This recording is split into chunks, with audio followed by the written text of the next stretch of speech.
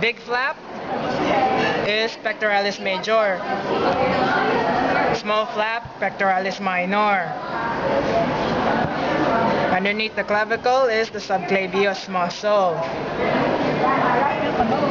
Next we have serratus anterior.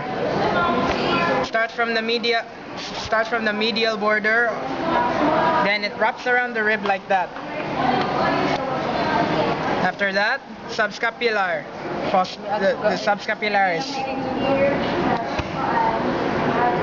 Then we'll go posterior of the scapula. So now we have trapezius. Then underneath trapezius we'll have the rhomboid muscles. Rhomboid muscles are between here, so it'll go like that. Rhomboid minor will be starting from the end of this spine going up. So this is major and this is minor.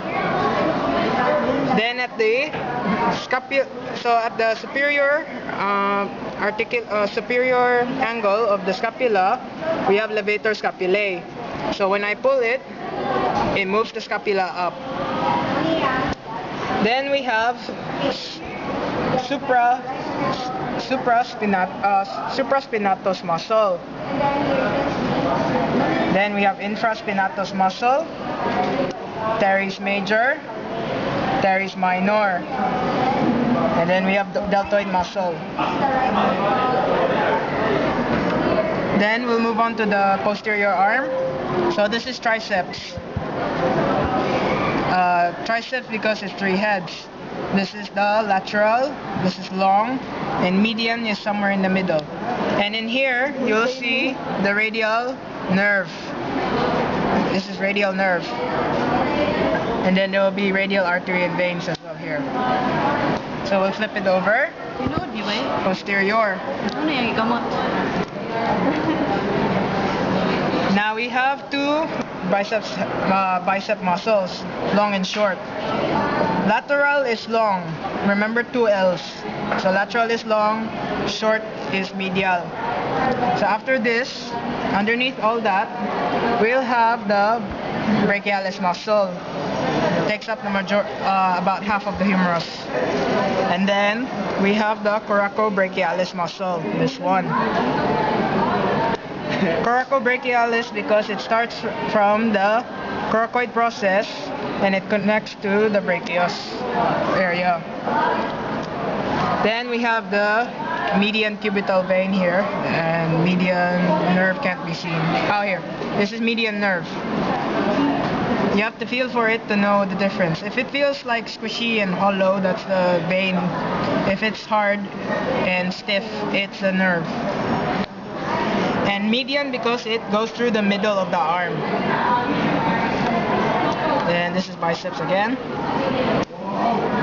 So after that, there will be brachioradialis. So it starts from here, from the brachial area to connects to the radius. That's why it's called brachioradialis. Where? So it starts here, brachius area, connects to the radius, styloid process. Now this is anterior forearm. Now with anterior forearm, you have to remember, the easiest way for me to remember, but it could apply to you, there are 3 layers: superficial, intermediate, deep. Superficial muscles are pronator teres, which is always on top here, and it goes diagonal like that to the radius. Now when you pull this muscle, it will pronate your hand. That's why it's called pronator teres.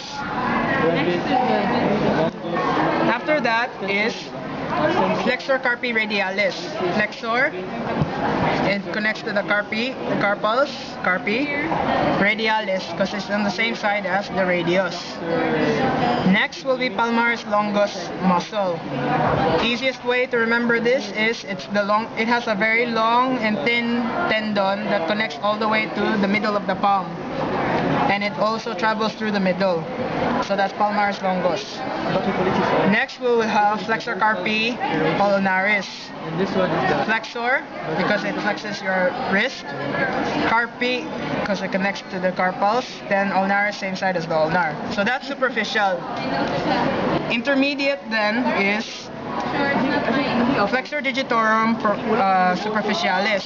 Ayaw ipadul kayo. Flexor digitorum superficialis. Then deep.